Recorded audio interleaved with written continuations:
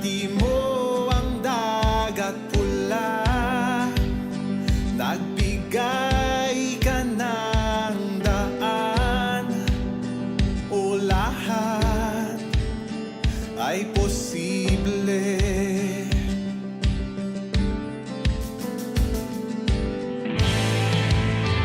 kaya't sa'yo ako'y mananalig. Ikaw ang Diyos ng langit at lupa, ikaw ang Diyos na makapangyarihan. Lahat posible sa nananalig, walang mahirap sa iyo. Lahat ng laban ay kakayanin kasama kita. Kasama kita.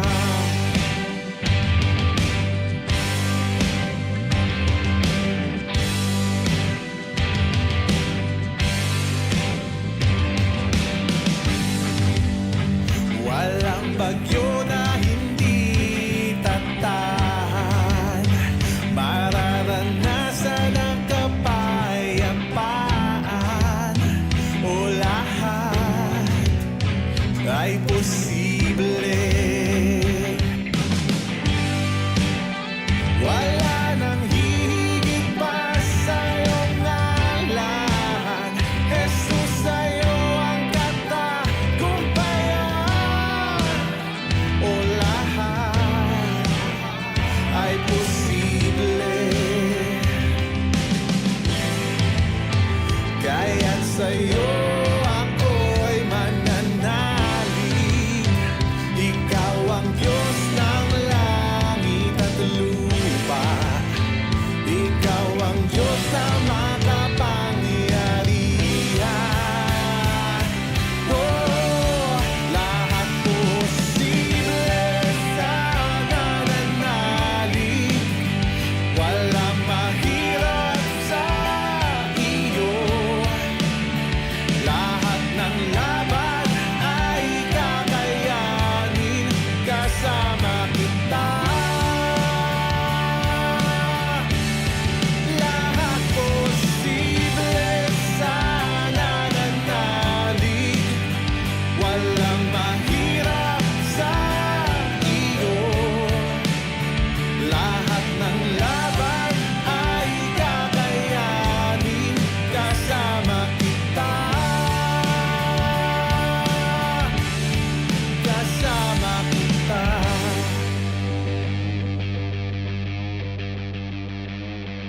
Sa isang salita mo ay may magbabago, kagalingan, kaligtasan ay matatamo.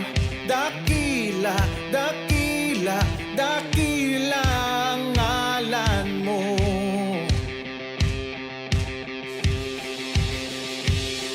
Sa isang salita mo ay may magbabago, kagalingan, kaligtasan ay matatamo.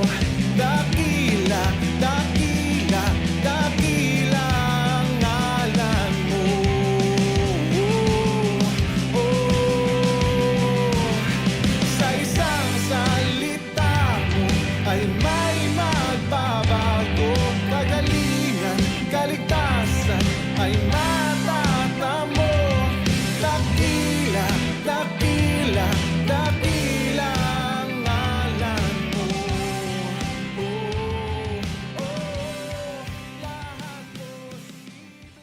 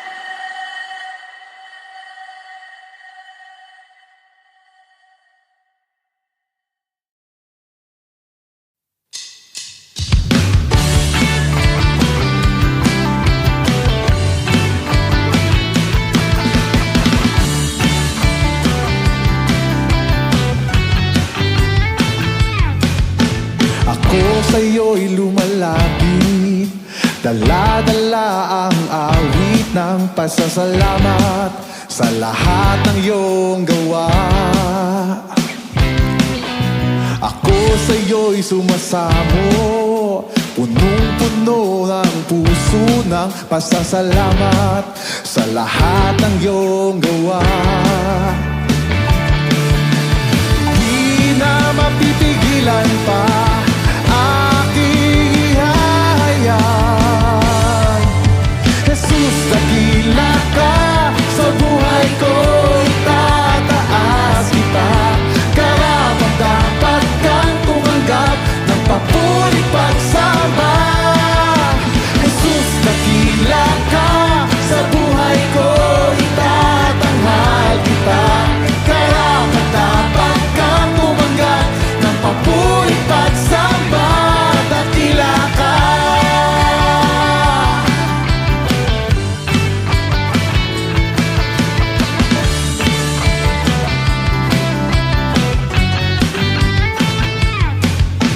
Ako sa'yo'y lumalapit, dala-dala ang awit ng pasasalamat sa lahat ng iyong gawa.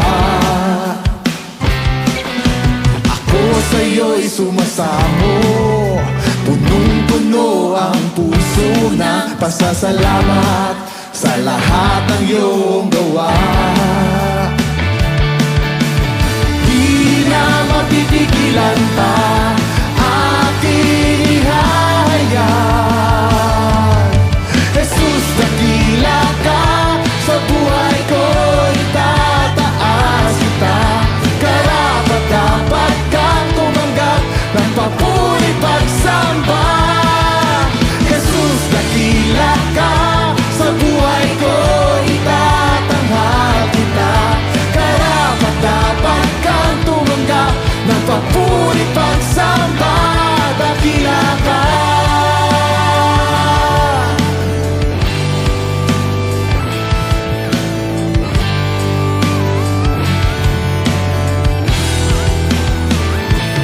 Tanggapin mo ang papuri, tanggapin mo ang pagsamba, tanggapin mo ang pagluwalhati, tanging sa'yo iaalay. Tanggapin mo ang papuri, tanggapin mo ang pagsamba, tanggapin mo ang pagluwalhati, tanging sa'yo iaalay. Tanggapin mo Ang papuri, tanggapin mo pagsamba, tanggapin mo pagluwalhati, tanging sa'yo iaalay. Jesus, dakila ka sa buhay ko, itatanghas kita. Karapat-dapat kang tumanggap ng papurit pagsamba. Jesus, dakila ka sa buhay ko, itatanghal kita. Karapat-dapat kang tumanggap ng papurit pagsamba. Dakila ka.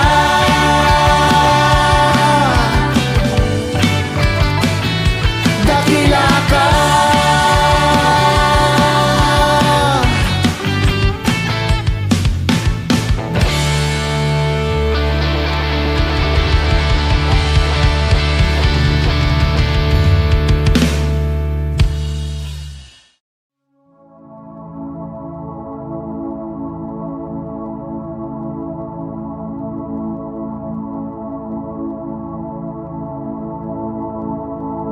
I love you. All of my hope is in you. Jesus Christ, take my life, take all of me.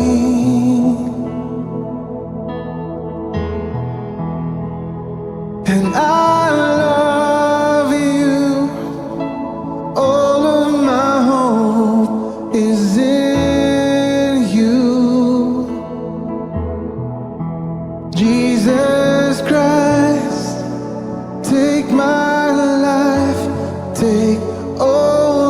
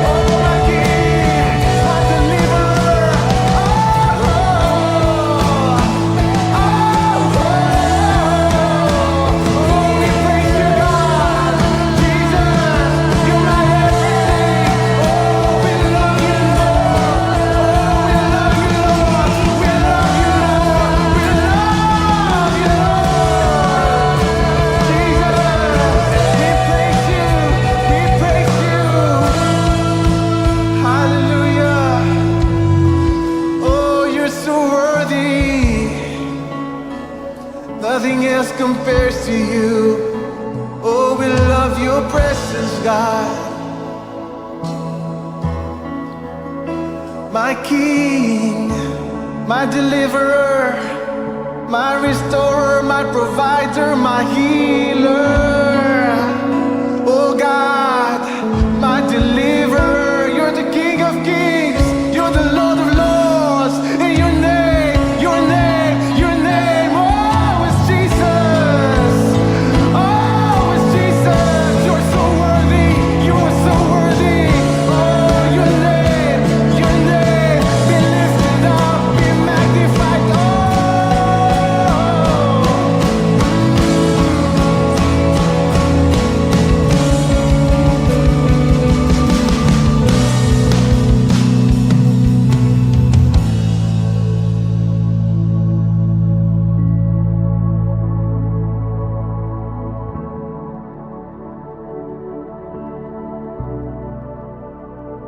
And I love you.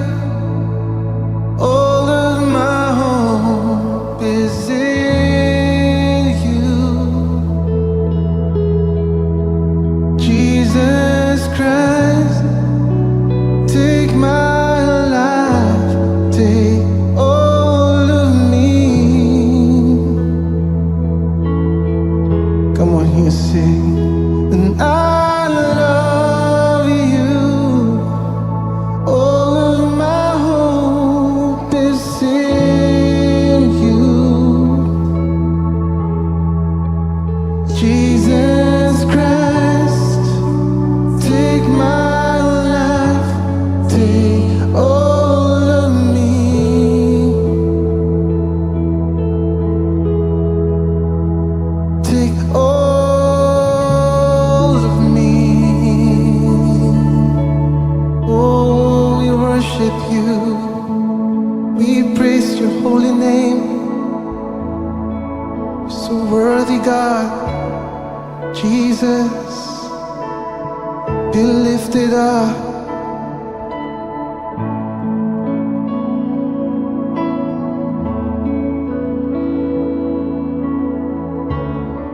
Thank you, God.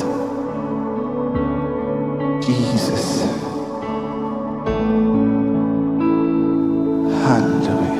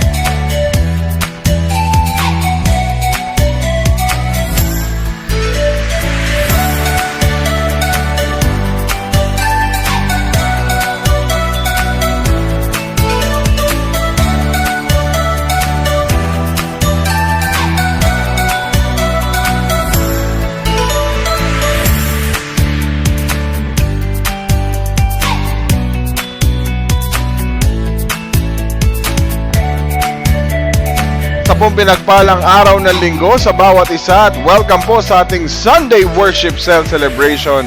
Bahay Pagsamba, pinagpalang umaga po sa ating lahat, Luzon, Visayas and Mindanao at sa iba't ibang panig ng mundo na naaabot ng ating live broadcast. Maraming salamat po sa lahat po na nakatutok sa ating official Facebook page. Magandang umaga po sa bawat isa at sa lahat naman po na nakatutok sa ating YouTube channel. Pinagpalang araw po sa bawat isa, umaga, tanghali o gabi, kung anumang oras mo pinapanood ang live broadcast na ito. Nagpapasalamat tayo sa Panginoon dahil sama-sama tayong magpupuri, sasamba, no? Sama-sama tayong makikinig sa mensahe ng Panginoon sa araw na ito. sa araw na kung saan, araw ng Panginoon, araw ng pagsamba, araw na bigyan siya ng pinakamataas na papuri at pagluwalhati. Siyempre, purihin po ang Panginoon sa panibagong araw na ipinagkaloob sa atin ng Lord. Ayan, nais kong ipagpasalamat sa Panginoon na tayo po'y nagkasama-samang muli sa kanyang biyaya. Ngayon pong araw po ng linggo, April 14, 2024, at patuloy tayo nagpapasalamat. Napakabilis ng araw, napakabilis ng mga pangyayari sa bawat araw ng ating buhay, bawat linggo. Ngayon po ay tayo po ay tutungtong na naman sa panibagong chapter sa ating Book of Genesis ngayong araw na ito. No po ang pagbubukas ng ating Genesis chapter 20. Ayan. So, purihin ang Panginoon, meron na lang tayong 5 chapters sa journey ni Abraham at magpapatuloy pa rin tayo mga kapatid hanggang sa matapos natin ang Book of Genesis.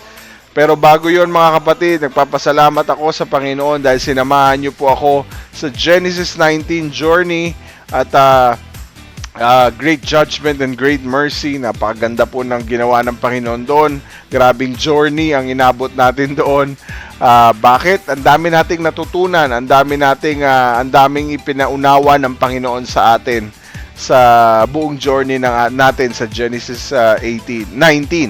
Iba yung journey natin ng 18 no? Iba rin yung journey natin ng 19. Ngayon, panibagong yugto na naman po ang ating susubaybayan sa story ng Panginoon sa Book of Genesis. Dito pa rin po syempre sa ating series ng Book of Genesis sa Sunday Worship Celebration na lamang po natin tinatakel ang Book of Genesis.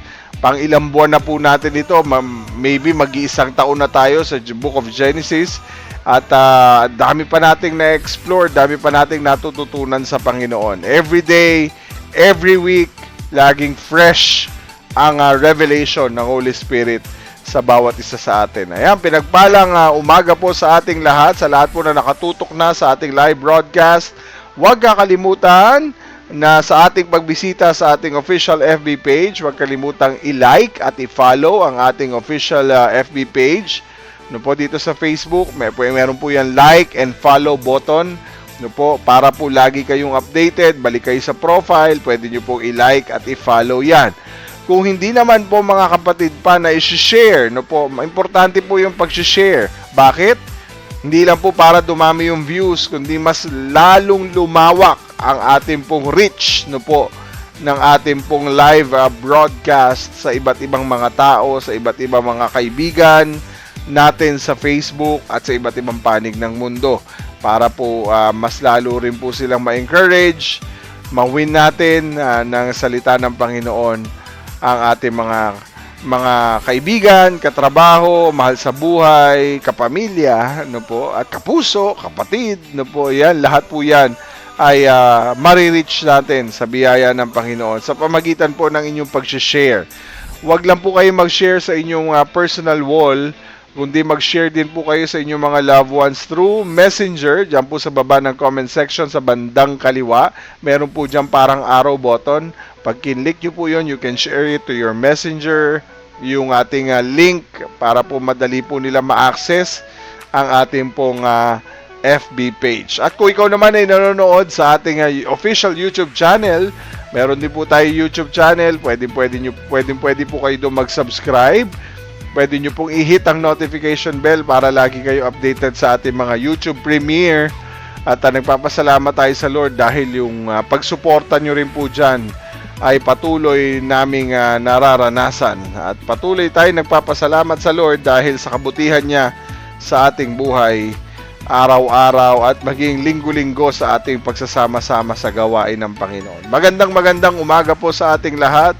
At nais ko pong batiin ang lahat ng mga kapatid natin na nakatutok na po sa ating live broadcast ngayon pong umagang ito. Salamat sa Panginoon sa mga first-timers natin. Welcome po sa HPCI family, Cavite and Batangas. Ayan, kung ikaw ay nasa Cavite, sa Batangas, ayan, magparamdam ka dyan sa ating comment section. At kung ikaw naman po ay nasa iba't ibang panig ng mundo, iba't ibang bahagi ng Pilipinas, magparamdam ka rin dyan. Mag-comment ka rin kapatid para malaman namin na kasama namin kayo, and then you can comment kung saan po kayong lugar para po ma-shout out natin yan habang tayo po ay nasa live. Ayan, purihin po Panginoon, maraming salamat po. Nais ating batiin ng happy birthday ang lahat na nagdiriwang ng kanilang kaarawan from April 8 to 14. Ayan, April 7 to 14 or April 1 to 14. Kung kayo po yung nagdiwang ng inyong kaarawan, ayan, happy birthday. At sa mga nagdiriwang ng kanilang wedding anniversaries sa 2 linggong ito, from April 1 to April 14, happy wedding anniversary. Ayan, purihin po ang Panginoon, magsama-sama po tayo at tayo po yung mananalangin. Simulan natin ang gawain ito sa pamagitan po ng ating pananalangin. Let us all pray and ask the Holy Spirit to guide us, to mold us, to teach us, and to give us the revelation mula sa ating Panginoon ngayong pong umagang ito. Let us all pray. Ama naming Diyos, kami po ay nagpupuri at nagpapasalamat sa iyong dakilang gawa, sa iyong dakilang katapatan, sa iyong dakilang pangalan.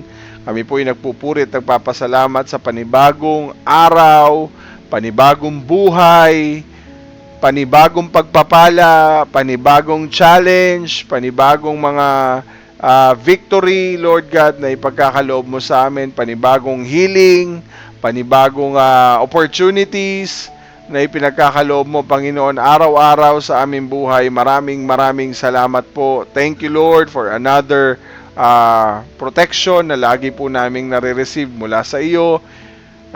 Talagang, Lord, kami walang katapusan na nagpapasalamat sa iyong kabutihan, sa iyong katapatan, sa iyong walang sawang pagpapala, walang sawang pagpo-provide sa amin ng lahat ng aming mga pangangailangan. Maraming salamat po. At ngayon pong araw na ito, Lord God, as we come to you, as we worship you, Lord God, help us, Lord God, na talagang makatagpo ka namin sa gawain po ng pananambahan. Lord, naniniwala kami sa panibagong chapter sa Genesis 20 ay meron kang ipapahayag sa aming napaka-importanting mensahe sa chapter na ito, mula part 1 hanggang sa mga susunod na part o bahagi, Panginoon, ng series na ito. Nagpapasalamat kami, Lord, dahil another fresh revelation, Lord God, ang matatanggap namin. Siyempre, through the help of the Holy Spirit, our great teacher, our great guide at magre-reveal, executor ng mga salita mo, Panginoon. Salamat, our dear Holy Spirit, dahil araw-araw sa aming paglapit sa iyo, laging handa, laging prepare, laging fresh, Lord God, ang ipinagkakaloob mo sa amin. Maraming salamat. Hindi na namin kailangang i-interpret pa ang Bible kasi the Bible will interpret itself. Kaya, Lord, help us na mai-deliver, ma-execute ito, Lord, ng tama sa umagang ito. Hindi po ako, kundi kayo, aming Panginoon. Kayo po, Jesus, ang tumulong at magbigay ng lakas sa iyong anak, sa iyong lingkod, Panginoon, na naririto po sa live broadcast na ito. Kaya, Lord, naniniwala kami na may mas maganda at napakagandang mensahe na inihanda mo sa araw ng pagsamba, sa araw na ito ng pamamahinga, ay talagang yung comfort, yung encouragement, ang iyong ipagkakaloob sa amin sa umaga pong ito. Maraming salamat, Lord. Sa iyo po namin ibinababa ang aming mga sarili. Kami po ay nagpapasiyasat sa lahat ng aming mga nagawang pagkakamali, mga bagay na hindi po nakalulugod sa iyong kalooban, sa iyong nais at kalooban, Panginoon, sa mga bagay at kasalanan na hayag at di hayag, isip, salita, gawa, Lord God. Kami po lahat ay humihingi ng tawad, nagsisisi, at nagpapalinis ng iyong banal na dugo, Panginoon, sa lahat ng uri ng karumihan, kasalanan, at maging, Panginoon, sa pagsuway namin sa iyong mga salita, patawarin niyo po kami, Panginoon. As Lord, as we come to you, patuloy, Lord, na kami po ay makalapit sa iyo ng buong buo, na wala pong anumang hadlang ng kasalanan. Sa pamagitan ng banal na dugo ni Kristo Jesus, ang siya maglilinis po sa amin, para lalo po naming maranasan ang iyong presensya, maranasan ang iyong kapangyarihan, maranasan ang iyong pagbabago sa aming buhay, ang iyong pagliligtas, Panginoon, sa amin sa umaga pong ito. Saan man kaming dako naroroon, saan man kaming lugar nanonood ng live broadcast, Lord God, kung paano mo kami ina-anoint, paano mo kami bine-bless, Lord God, paano mo kami pinapa-experience ng touch and anointing of the Holy Spirit. Ganun din, Lord, sa online, sa mga nanonood, Lord, walang imposible sa iyo. Kayo po ang hihipo, kayo po ang kikilos, kayo po ang gagalaw sa buhay ng bawat isa na naririto po sa online worship. Maging sa face-to-face, Lord God, ay same God na talagang magparana sa amin at makatagpo namin sa pananambahang ito. Lord, salamat sa iyong wisdom, salamat sa iyong knowledge, salamat sa iyong understanding, our dear Holy Spirit. And Lord, prepare our hearts, prepare our minds, Lord God. Prepare our lives, Lord God, na talagang ikaw ang maengkwentro namin sa araw na ito. Wala na pong iba. Lord, sa iyo po ang lahat ng papuri lamang at pasasalamat. Sa iyo namin ibinabalik ang pinakamataas na pagdakila at pagluwalhati sa tanging pangalan ng amin Panginoon at tagapagligtas na si Kristo Jesus. Maraming salamat po. Yan po ang aming panalangin. Sa tanging pangalan ni Kristo Jesus. Amen. Amen at amen. Magandang umaga po sa bawat isa. Tayo po'y dadako na sa ating pong panibagong chapter sa ating Book of Genesis, Abraham's Journey. Ayan, Abraham series. So, tutuloy-tuloy na po natin ito. At alam ko, excited po kayo na tunghayan ang susunod po nating chapter sa Book of Genesis. When we mess up again. Ayan, Genesis 20. Ayan, pag sinabing when we mess up again, nagkamali na naman tayo. Nagkamali na naman. Ayan na naman, nagkamali na naman. Ulit. Ayan.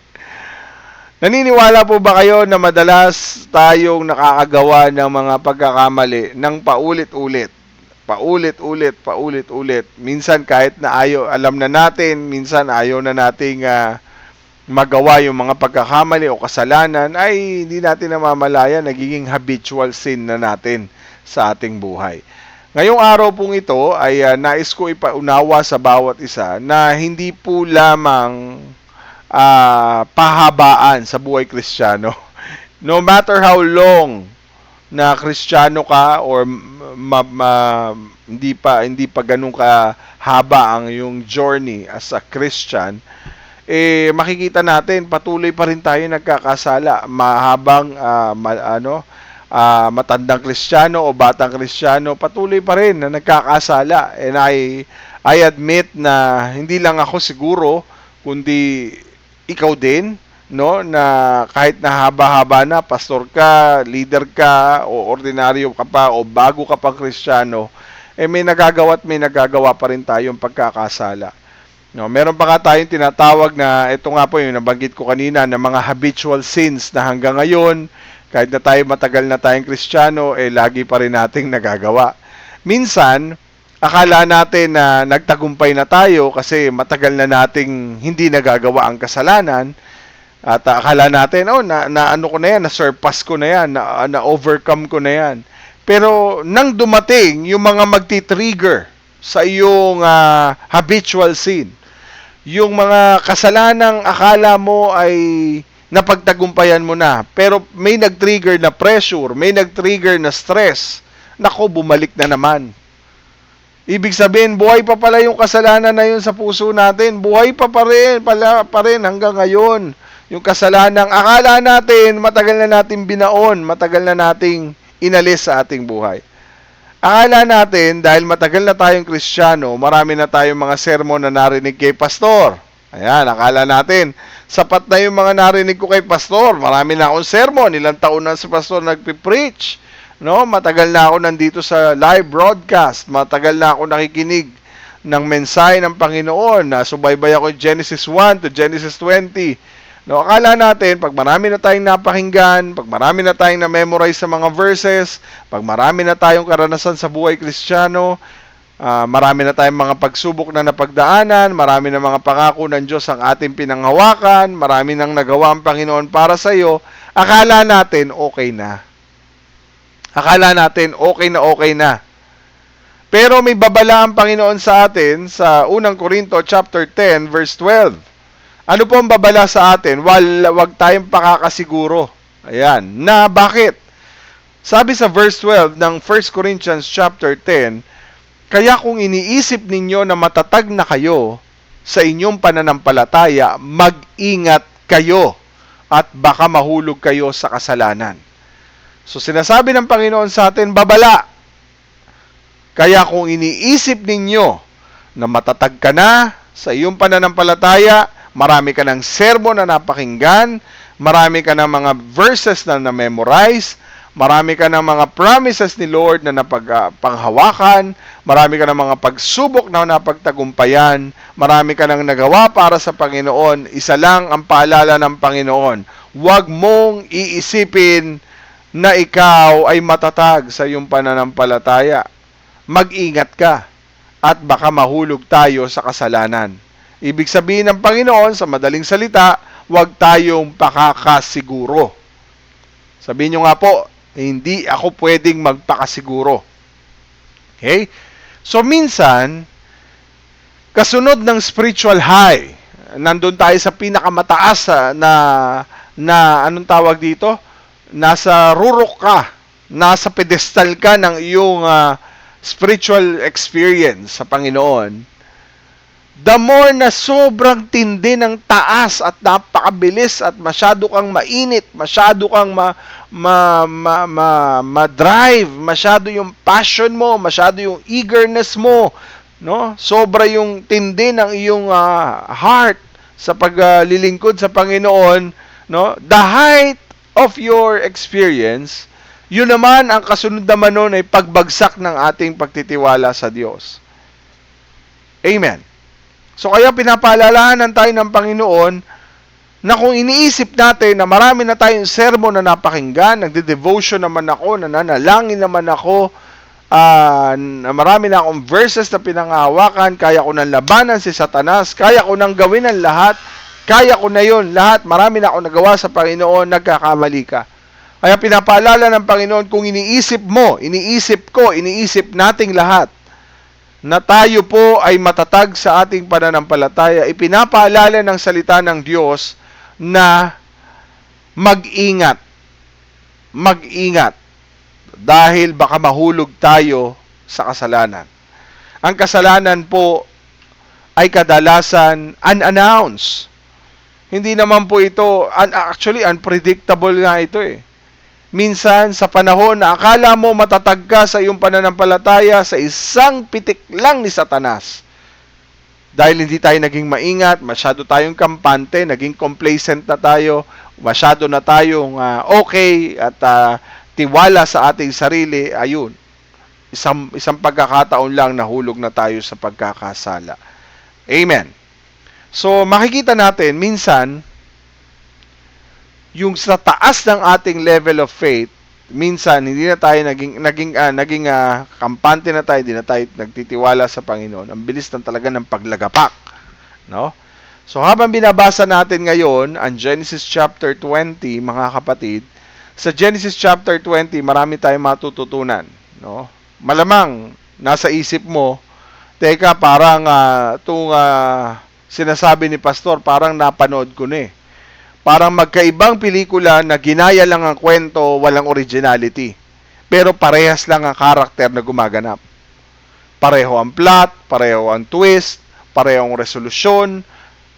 Parang bahagi ito ng real life story ni Abraham.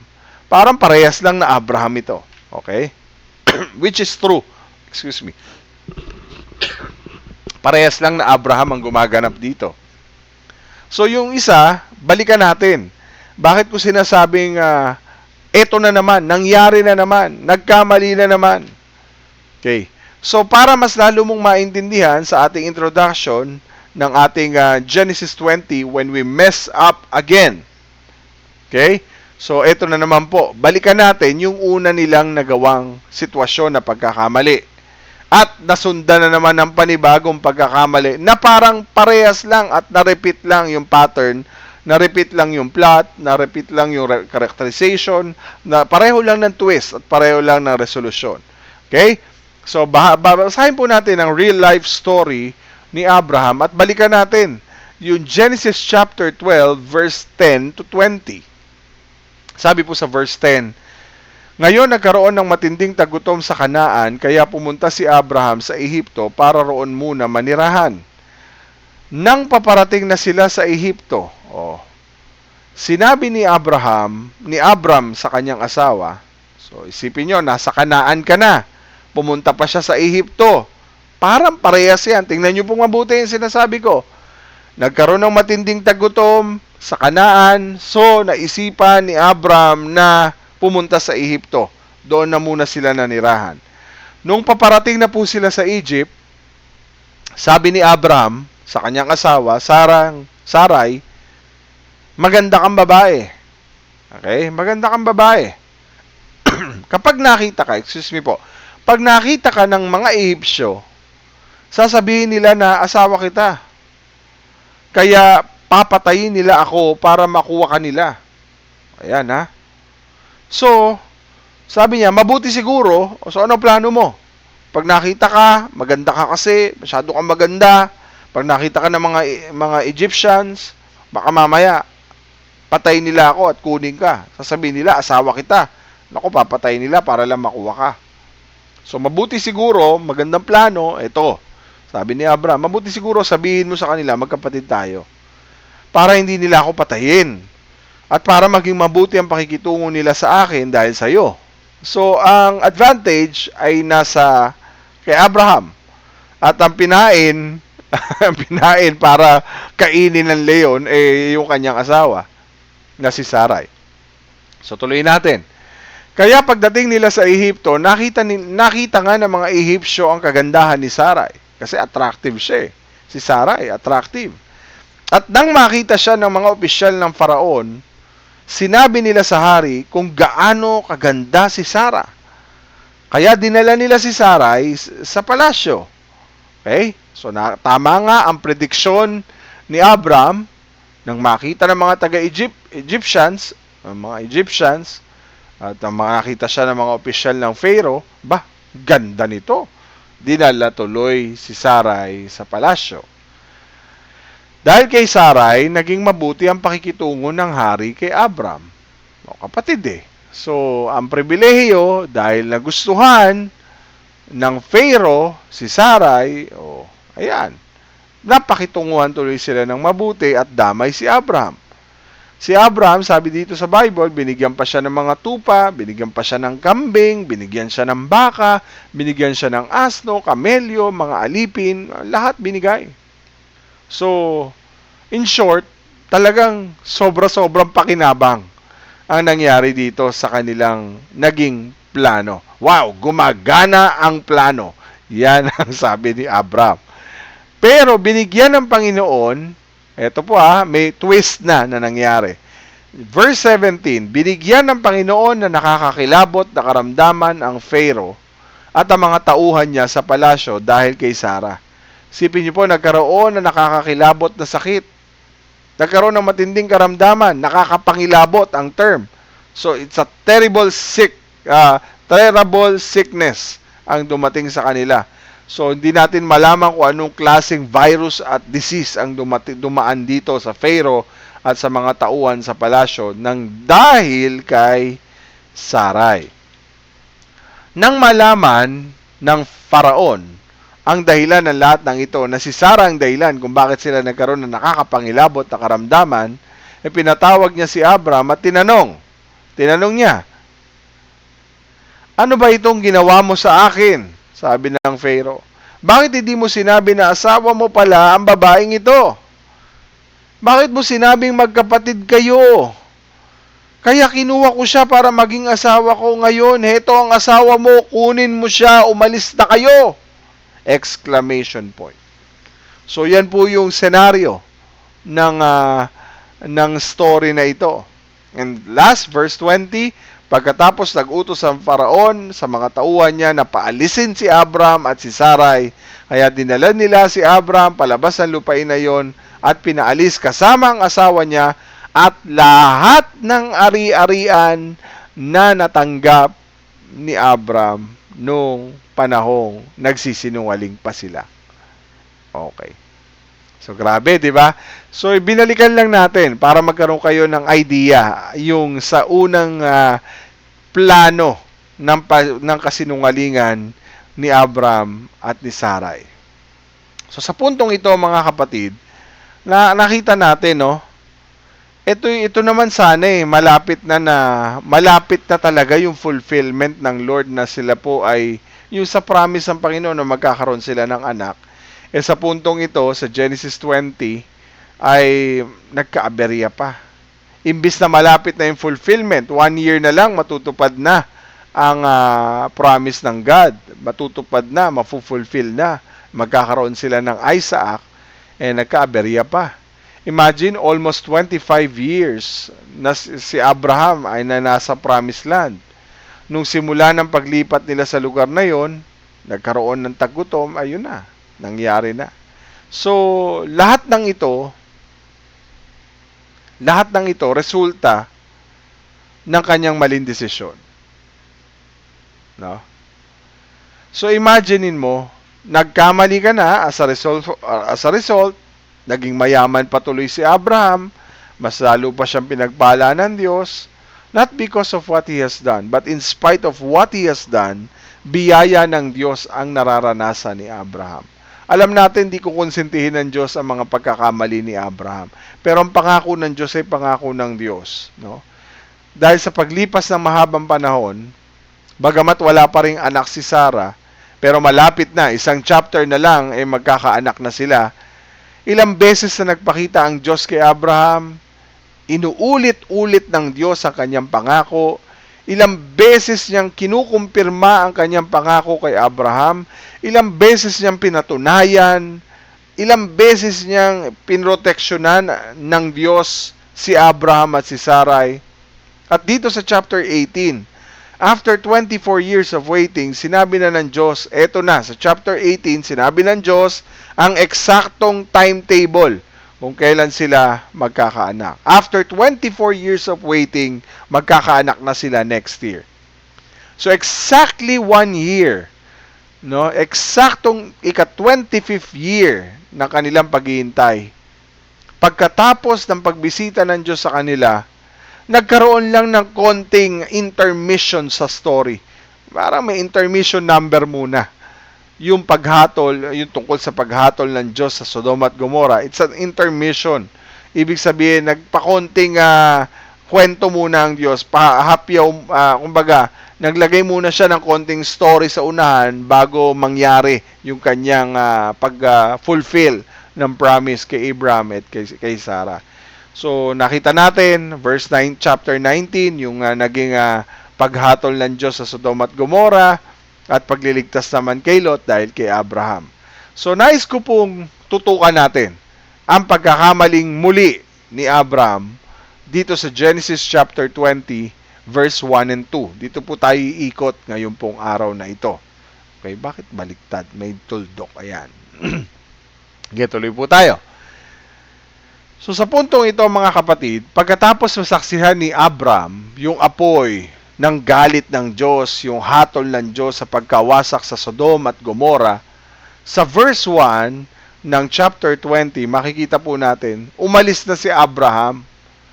So siguro, out of fear, nakita niya, grabe yung usok, from Mamre, umalis na naman siya, pumunta siya sa Negev.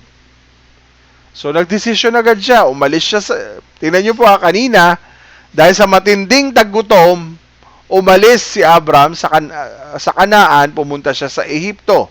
Ngayon naman, dahil sa matinding takot na nakita niya kung paano pinarusahan ng Diyos ang Sodom at Gomorrah, ayan, nagdesisyon na naman siya. Umalis na naman siya sa Mamre, pumunta naman siya sa Negev. So, same story, same pattern, and same characterization, same plot, same twist ang nangyari. So, umalis sina Abraham sa Mamre, pumunta sa Negev, doon sila tumira. Di ba same na same? Doon sila tumira sa Egypt, ngayon naman, nandun na sila sa Negev.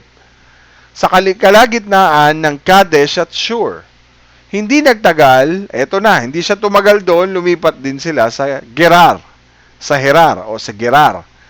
So makikita po natin mga kapatid, sa puntong ito, no, nagpunta siya sa lupain ng Negev, madisyertong lugar din po yung Negev eh.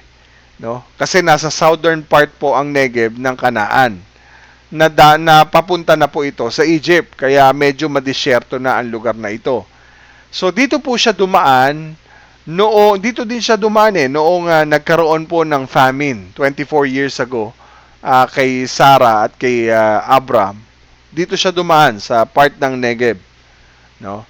Di nagtagal, ang nangyari po, nanirahan naman siya pansamantala sa bayan ng Gerar o ng Gerar. Hindi ko alam, ang kakaiba lang dito, akala natin, syempre, from Mamre to Negev, from Negev to Gerar. Bakit kaya? Ano kayong dahilan, no? Hanggang ngayon, wala naman sinabing dahilan kung bakit lumipat si Abraham at si Sarah doon sa Gerar. Nandun na siya sa Negev. Pero pansinin natin, kahit may change of scenery, from Mamre to Negev, to Gerar, o Gerar, ano man yon, kung may change of scenery, meron pa rin hindi nagbabago sa puso ni Abraham.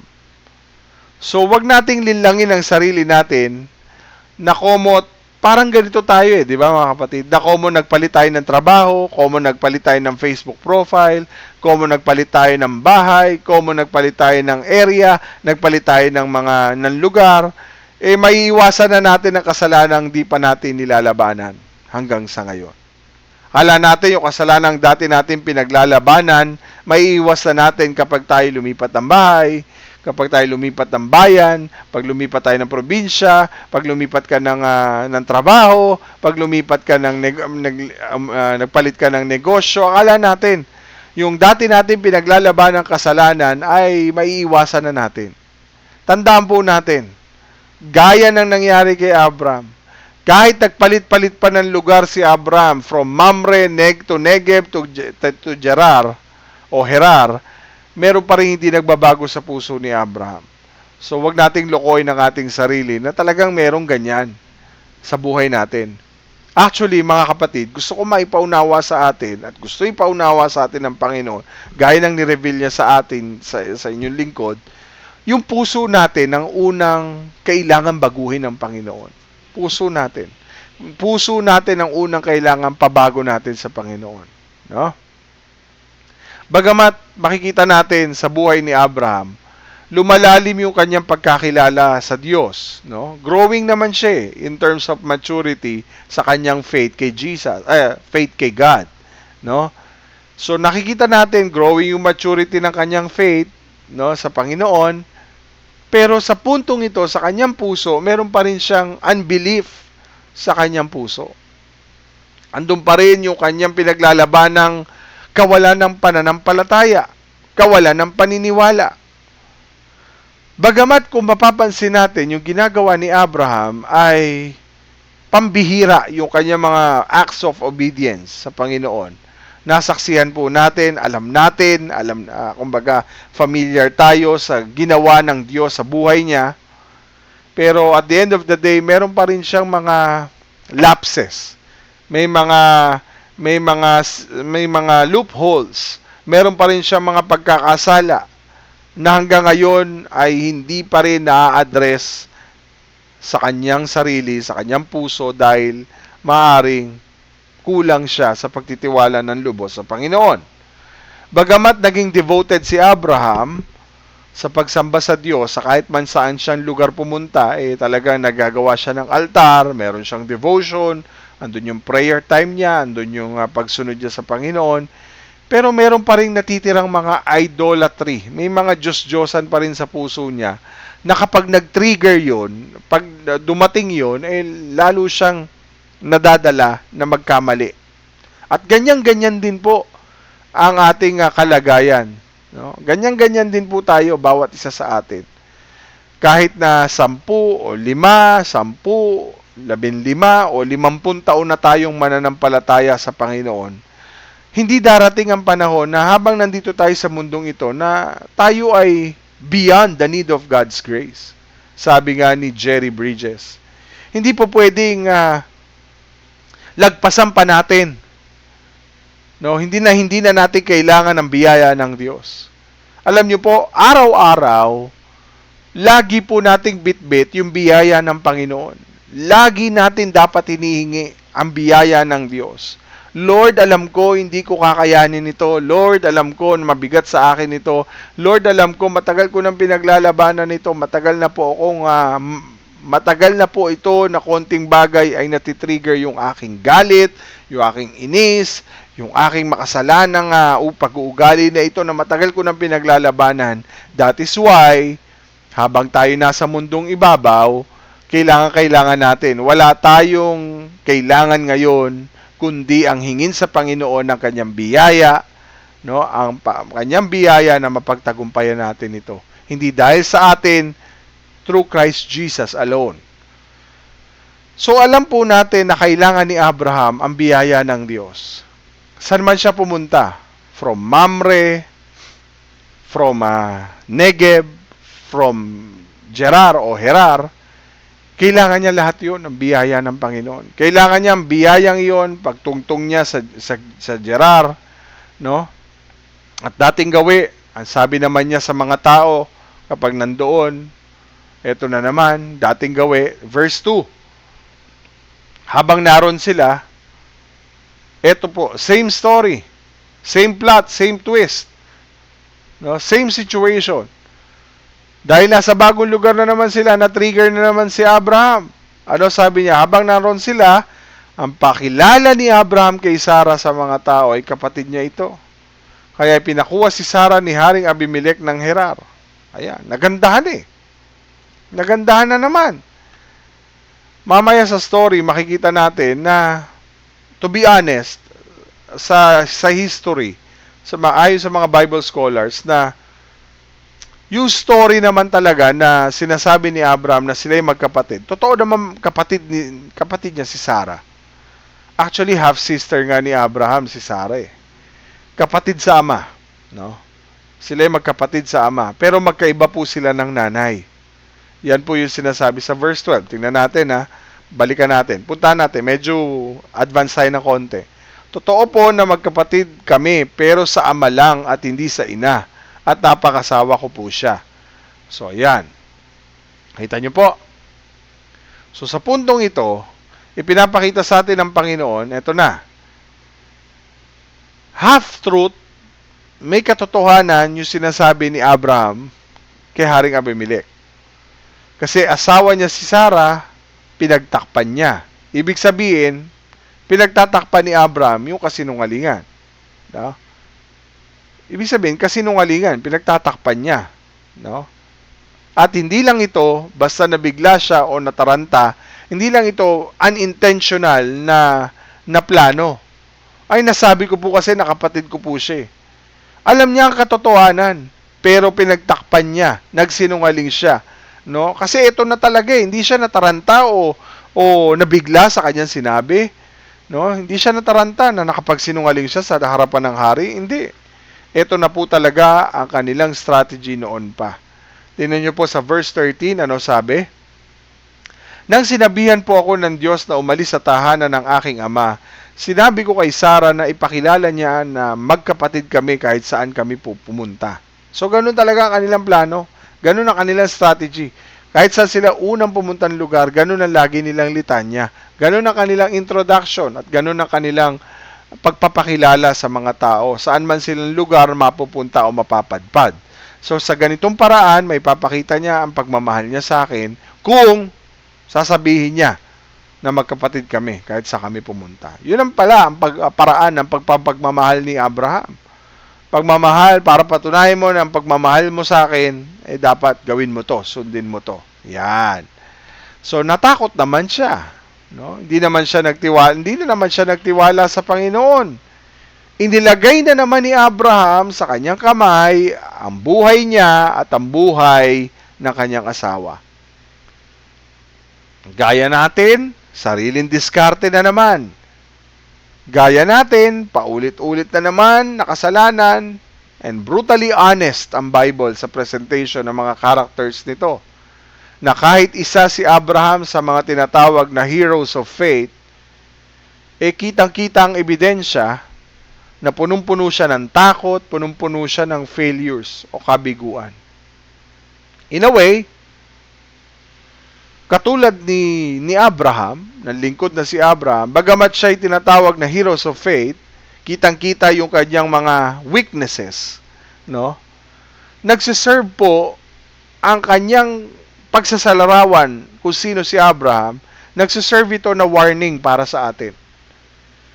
Naniniwala po ako kaya sinulat itong chapter 20 ay dahil para paalalahanan tayo. Even chapter 1 to chapter 20 ng Genesis at the rest of the Bible, it's a representation for us to be warned, to be anong tawag dito? To be advised, no? To know the truth, no? Kasi kung makikita natin, yung fears and failures is pagkaraniwang nangyayari sa atin na tayo'y mga naglilingkod sa Panginoon, pero andun pa rin yung ating fear, andun pa rin yung ating failure. No? Kasi kung mga desisyon lang natin ay out of fear, no? Isipin mo yung decision mo, punong-puno ng takot, hindi punong-puno ng pagtitiwala sa Diyos, dinidisregard mo yung pangako ng Diyos, dinidisregard mo yung proteksyon ng Diyos, ay huwag tayong aasa na maganda ang mangyayari. Again, if you do your decision, no, yung mga decision in life mo, nagdesisyon ka sa iyong sarili out of fear, hindi out of your faith in God, dinisregard mo ang Word of God, dinisregard mo ang kanyang mga promises, dinisregard mo ang kanyang proteksyon, huwag tayong aasa na maganda ang mangyayari. So, ano nangyari kay Abraham? Hindi ba iisipin natin, hindi ka na ba nadala? Nangyari na ito, Abraham? Sa Egypt pa lang, di ka ba nadala nang munti ka nang mapahamak ang iyong asawa, kundi kumilos ang Panginoon, kundi ba nag-intervene ang Panginoon? Dito sa Gerar, ngay ganun pa rin, ganun na naman, hari na naman na nagkagusto kay Sarah. Oh. Si Haring Abimelech, ibig sabihin ng Abimelech, my father is king. Isipin nyo po, ganito baka, isipin nyo, 89 years old. Si Sarah 89 years old, pero pang royalty ang kanyang beauty. No? Kaya nga, ang Sarah is princess, ang ibig sabihin. So, kinuha ng Haring Abimelech si Sarah para idagdag sa koleksyon ng asawa niya. Yung kasi ang gusto noon, yun ang gusto noon ng hari, yun ang mga usong gawin ng hari, mangolekta ng asawa. Siyempre, the more na maganda, kanya yon. Excuse me. So nakikita natin, warning po ito sa consequences ng pagsisinungaling. So, hindi lang katulad ni Abraham, tayo rin. May konsekwensya ang lahat ng ating pagsisinungaling sa trabaho, sa asawa, sa kasama sa church. Kaya tayo nagsisinungaling. Sabi, out of your own good. Sabi mo nga. Akala mo for your own good. Pero sa dulo pala ay kapapahamak mo. Tandaan po natin ang kasabihang marami ang namamatay sa maling akala. Paano matutupad ang pangako ng Diyos? Sa kanilang pagsisinungaling at sa kanilang ugali na hindi matapos-tapos, na hindi pa rin nila mapagtagumpayan. Paano matutupad ang pangako ng Diyos na magkaanak sila? Kung mapupunta naman sa kamay ng ibang lalaki ang asawa niya. Pero napansin niyo po, sa Egypt, nag-intervene ang Diyos. And the same God na nag-intervene sa Egypt, same God na nag-intervene ngayon, na kumikilos ngayon sa Gerar. Dahil gusto ng Diyos matupad ang ma-fulfill ang promise niya kay Abraham, ang covenant niya kay Abraham. Kaya sabi ng Panginoon, tandaan natin, pagsalita ng Diyos, hindi mababali, hindi pwedeng masira ang covenant ng Diyos kay Abraham. So, gagawa at kikilos ang Diyos. Amen? So, paano nga matutupad ang pangako ng Diyos na magkakaanak sila? Tingnan muna natin. Ano ba sabi ng Panginoon sa 2 Timothy chapter 2 verse 13 about the promises of God na hindi pwedeng sirain ng Diyos? Kung hindi man tayo tapat sa Diyos, mananatiling tapat ang Diyos dahil hindi maikakaila ang kanyang sarili. Again, hindi tayo tapat sa Diyos, mananatili pa rin tapat ang Diyos dahil hindi niya pwedeng sirain ang kanyang sarili sa mga pangakong kanyang binibitawan. Mangyayari at matutupad pa rin yan. No? Tandaan natin, if we are faithless, God remains faithful, for He cannot deny Himself. Amen. Hallelujah. So itong story na ito ni Abraham at ni Sarah dito sa Gerar ay it's not just a warning but also comforting. Nagpabibigay sa atin ng comfort, nagbibigay din sa atin ng encouragement dahil ang makikita natin yung paulit-ulit na nagkakamali, paulit-ulit na pagkakasala na nagagawa ni Abraham. Kung i-compare natin sa ating sarili, nag-promise na tayo, hindi na tayo manonood ng mga pornographic materials, hindi na tayo manonood sa mga pornographic website, pero wala pang 24 oras, kinain na natin yung sarili nating salita. No? Minsan, naninindigan pa tayo, tatapusin natin yung maling relasyon. Mali na nga, itutuloy mo pa rin, pero nung inaayos mo na, humingi ka na ng tawad, 1 o 2 buwan lang ang lumipas, nalungkot ka na naman, nagkagalit kayo ng asawa mo, balik ka na naman sa kasalanan, punta ka na naman sa maling relasyon. Bakit ko po nasabing comforting at encouraging? Kung ganito pala ang sitwasyon. Hindi ko po sinasabi o ine-encourage na magpatuloy tayo sa kasalanan. Na paulit-ulit tayong gumawa ng kasalanan. Pero para sabing encouraging, kasi para hindi tayo mag-give up. Hindi tayo mag-give up na sabihin na wala na tayong pag-asang magbago. Hindi ka mawalan ng loob at mawalan ng pag-asa na, Lord, imposibleng matupad ang layunin mo sa akin kasi hanggang ngayon ganito pa rin ako eh. Paulit-ulit pa rin yung kasalanang ginagawa ko. Paulit-ulit pa rin ako sa pagkakamali. Paano na to? Paano matutupad yung plano mo sa buhay ko? No? Paano mo matutupad yung layunin mo, O Diyos, sa buhay ko? Yung gawain sa paglilingkod na inihanda mo para sa akin sa loob ng iglesia. Tandaan mo, kapatid, hindi pa tapos ang Diyos sa iyo. Hindi pa tapos ang Diyos sa pamilya mo. Hindi pa tapos ang Diyos sa anumang bagay sa buhay mo, lalo na sa mga kahinaan mo. At tandaan mo rin, kapatid, bakit encouraging? Bakit sinasabi ng Lord, wag tayong mag-give up, wag mawalan ng pag-asa, no? Kasi hindi pa tapos sa iyo ang Diyos. Hindi pa tapos sa iyo ang Diyos. May gagawin siya. At may ginagawa na siya sa buhay mo. Uulitin ko, may gagawin ng Diyos at may ginagawa na siya sa buhay mo. Kahit sa mga panahon na ayaw nating aminin, no? O sa mga panahon na ayaw nating talikuran ng kasalanan na talagang yun ang kahinaan natin, tandaan natin yung pangako ng Diyos. Verse 20 ng chapter 1 ng 2 Corinthians. Sapagkat kahit gaano man karami ang pangako ng Diyos, tuto pa rin niyang lahat ito sa pamagitan ni Kristo. Kaya nga masasabi natin na tapat ang Diyos at ito'y nakapagbibigay ng kapurihan sa Kanya. Ano ibig sabihin yan, kapatid? Na kahit sa panahon na hindi pa natin aminin, hindi natin talikuran ng kasalanan natin at kahinaan natin sa Panginoon, hindi sisirain ng Diyos ang pangako niya sa iyo na kay Kristo.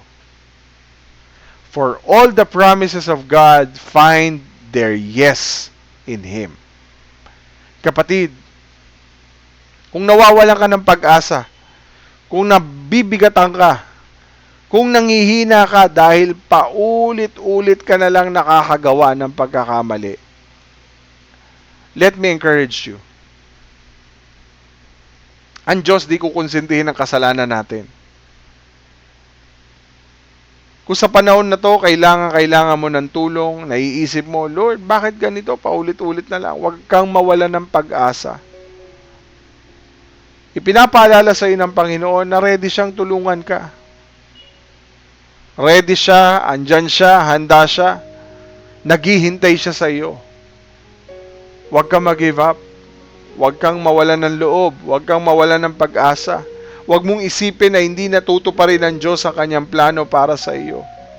Hinihintay ka lang ng Diyos na lumapit sa Kanya. At kahit naman di tayo lumapit, ilalayo tayo ng Panginoon, pero mas maganda pa rin mga kapatid, ma-address po sa atin yung mga issues natin katulad ni Abraham. Ang issue ni Abraham, punong-puno siya ng fear, punong-puno siya ng failure, na every time na matitrigger yung fear sa kanya, babalik siya sa dati niyang kahinaan, sasabihin niya na naman, ganun na naman yung kasalanan. Minsan iniisip natin, paulit-ulit na lang. Mas mabuti pa atang tumigil na lang ako sa Panginoon. Hindi na lang ako maglingkod. Yan ang pinakamalaki mong pwedeng maging pagkakamali. At sa puntong ito mga kapatid, ayaw na nating dumaan pa tayo sa 1 taon, 20 taon na ang tagal nating tinigil ang paglilingkod natin dahil wala paulit-ulit lang ang pagkakasali. Wala kasi ganito na naman ako So tumigil na lang ako. Yan ang pinakamalaki mong pagkakamali na magagawa sa iyong buhay. Alam mo na nga punong-puno ka ng takot. Alam mo na nga na punong-puno ka ng mga failures. Alam mo na nga na mabilis kang maapektuhan ng mga problema. Alam mo nga mabilis kang maapektuhan ng mga pagsubok. Alam mo na na mahina ka sa ganito. Alam mo na na meron ka mahinang ganyan. Humingi ka ng tulong sa Panginoon. Mga kapatid, tutuparin ng Diyos sa kanyang pangako. Pero nais din makita ng Panginoon sa buhay mo. Handa ka ba? Na imbis na lumayo ka sa Panginoon, ngayon ka magpalakas sa Diyos. Hingin mo sa Panginoon kung paano mo malalagpasan ang sitwasyong ito. Hingin mo sa Panginoon na sa kabila ng mga panahong darating at magti-trigger sa iyo ang mga bagay na ito. Ngayon ang panahon para ikaw ay lumapit sa Kanya. Mas lalo mong paigtingin ang iyong pananampalataya sa Kanya. Araw-araw nakikibaka tayo. Araw-araw dadaan ng mga bagay na magpapahina ng ating pananampalataya. Kaya nga naniniwala po ako na lagi kong ginagawa sa aking sarili. Every time na masyadong mataas, masyadong matindi yung spiritual height ng aking spiritual life, laging pinapaalala sa akin ng Panginoon yung sinabi sa kanyang salita, kung diisip mo na matatag ka na, mag-ingat ka. Baka mahulog ka. At ang lagi ko iniisip, Lord, every time na nandun ka sa peak, lagi mong isipin at lagi mo ipanalangin, Lord, ihanda mo rin ako sa panahon ng aking mga lowlessness. Sa panahon na parang ako'y manlalamig, baka mamaya ako'y biglang bumagsak, sobrang height ng aking paglilingkod, sa sobrang taas, sa peak ng aking spiritual journey at spiritual service. Baka mamaya, konting bagay, ilulugmok na naman ako ng kaaway dito. Tulungan mo ko maging handa. Na hindi mo lang paghahandaan yung maayos ka. Ipanalangin mo rin na tulungan ka ng Diyos sa panahon na manlulumo ka, sa panahon na mayroong kang problema. Dahil buhay ang Diyos. Nakikita niya ang sitwasyon ng ating buhay. Lagi mong tatandaan, ang Diyos tutuparin niya ang lahat ng kanyang pangako sa buhay ng bawat isa sa atin. Tanda mo, hindi pa tapos ang Diyos sa iyo. Hindi pa siya tapos sa mga kahinaan natin. Inihahanda tayo ng Diyos para mas lalo tayo maging karapat-dapat sa kanyang harapan. Handaan natin, may ginagawa ang Diyos sa buhay natin at may ginagawa pa rin siya. May gagawin ng Diyos at may ginagawa na siya sa buhay natin. No, kahit sa panahon na ayaw nating aminin sa Diyos ang ating mga kahinaan, ayaw natin talikuran ang mga kasalanan natin, tandaan natin, hindi sisirain ng Diyos ang pangako niya na nasa iyo at na kay Kristo Jesus. Amen. So naniniwala po ako, katulad ni Abraham, pinapaalalahanan tayo, winawarningan tayo ng Panginoon to comfort us, to encourage us na magtiwala sa Panginoon, na kumapit sa Panginoon. Huwag mo isiping wala ka ng pag-asang mabago ang buhay mo. Imposible nang matupad ang layunin ng Diyos sa buhay mo. Yan ang malaking kasinungalingan ng kaaway. So every time na tayo'y napoprovoke, natetempt, balik tayo sa Panginoon agad.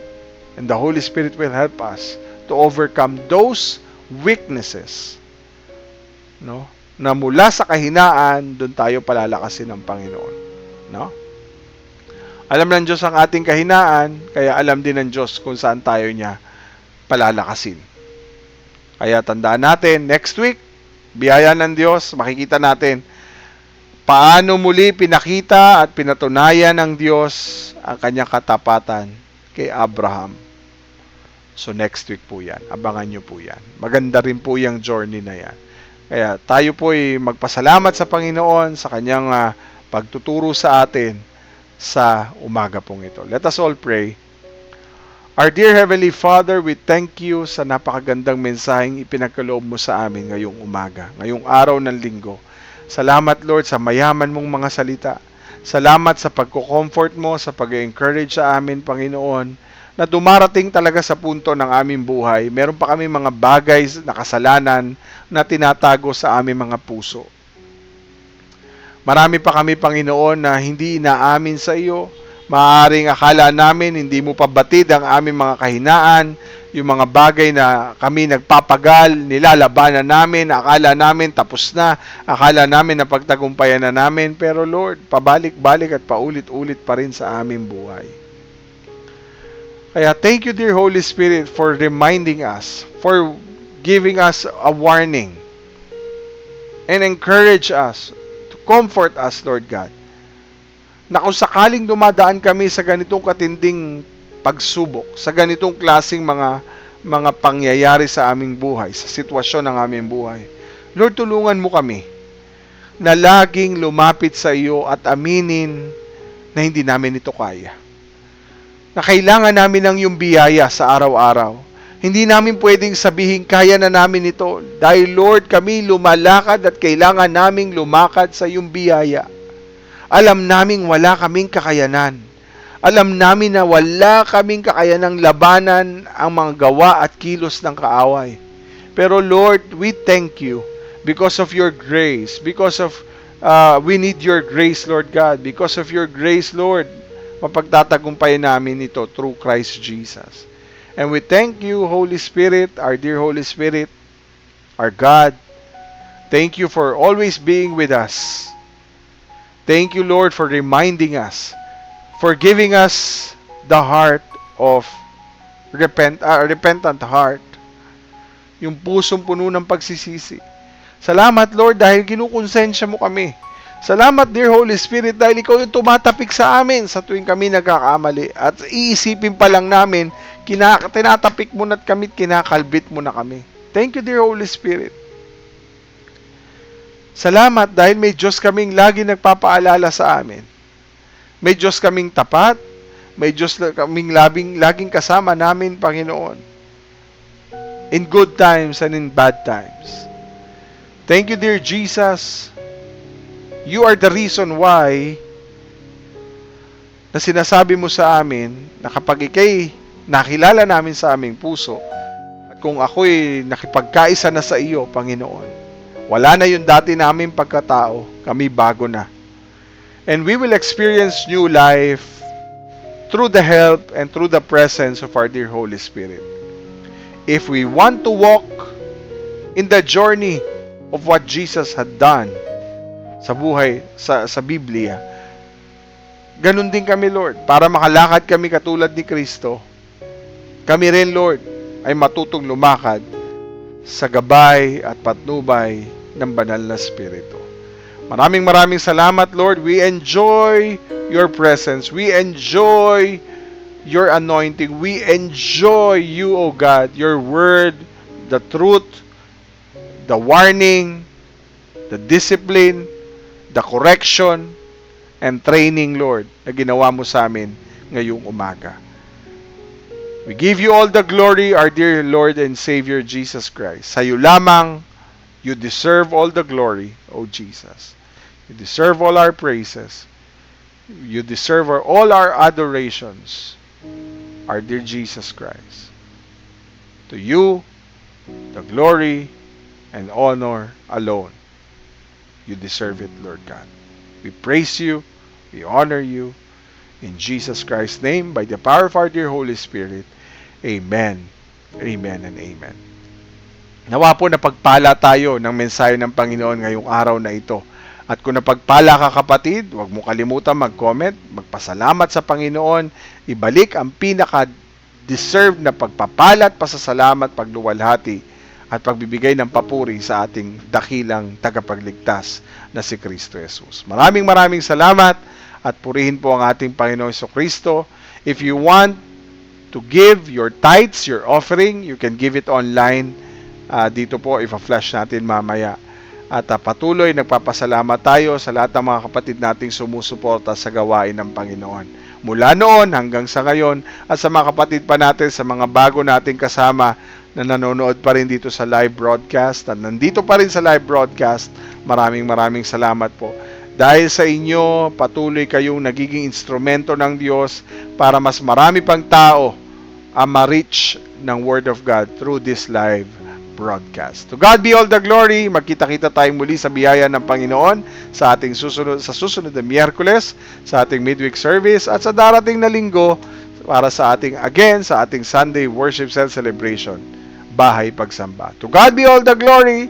Jesus deserve all the grace, all the praises, honor, and adoration. God bless you. To Jesus alone, to God be all the glory.